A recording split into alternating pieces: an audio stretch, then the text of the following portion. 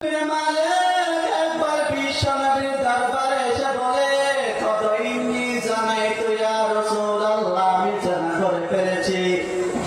এই কথাগুলো শোনার সাথে সাথে বিশ্বনবী পুরুষকে মুখটাই ফিরিয়ে নিলেন। মাইজ ইবনে মালিক আবার সেখান থেকে উঠে বিশ্বনবীর সামনের দিকে এসে বসে যায়। বিশ্বনবী আবার পুরুষকে চেহারাটা ফিরিয়ে নিলেন। ও দুনিয়ার মুসলমান ভাইয়েরা, একবার দুইবার নয়, একে একে তিনবার বিশ্বনবীর চেহারাটা ফিরিয়ে দিল কে?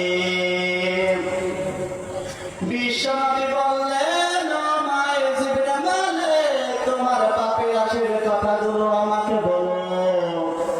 মাইজ ইবনে মালিক বললেন, ইয়া রাসূলুল্লাহ, ইয়া হাবিবাল্লাহ, আমার সুন্দরী স্ত্রীকে আমার ঘরে রেখে দিয়ে অন্য এক রূপসী মেয়ের সাথে আমি জানাইতে লিপ্ত হয়ে গেলাম। এই কথা শোনার সাথে সাথে বিশ্বনবী বসে কমতে বলে উঠল, আমার সামনে যে সাহাবীকে বসা হয়তো মাতোয়ারা হয়ে গেল, নয়তো নেশা জাতীয় কোনো দ্রব্য সেবন করলো।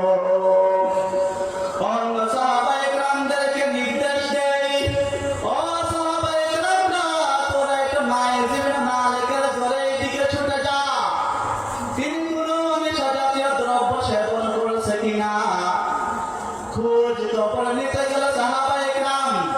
খোঁজ খবর নিয়ে বিশ্বনবীর দরবারে এসে বলে, ইয়া রাসূলুল্লাহ, ইয়া হাবিবাল্লাহ, আপনার সামনে যে সাহাবীটা বসা, সে সাহাবী ভালো মানুষ, সে নেশা জাতীয় দ্রব্য সেবন করেনি।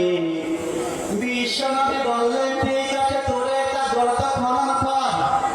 বিশ্বনবীর নির্দেশনা পেয়ে সাহাবায়ে কেরামরা একটা গর্ত খনন করা শুরু করলো।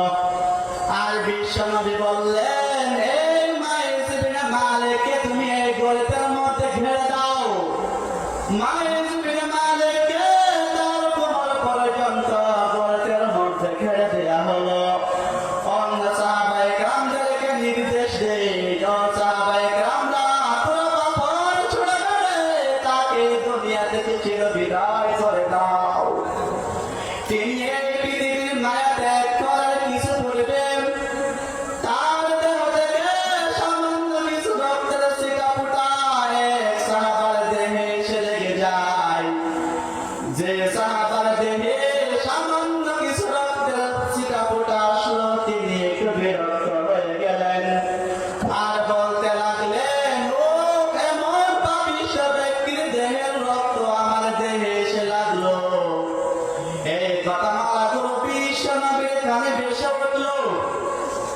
বিশ্বনবী বললেন, কে বলেছে আমার মাইজ ইবনে মালিককে পাপিষ্ঠ ব্যক্তি? তোরা আমার মাইজ ইবনে মালিককে পাপিষ্ঠ ব্যক্তি বলো না।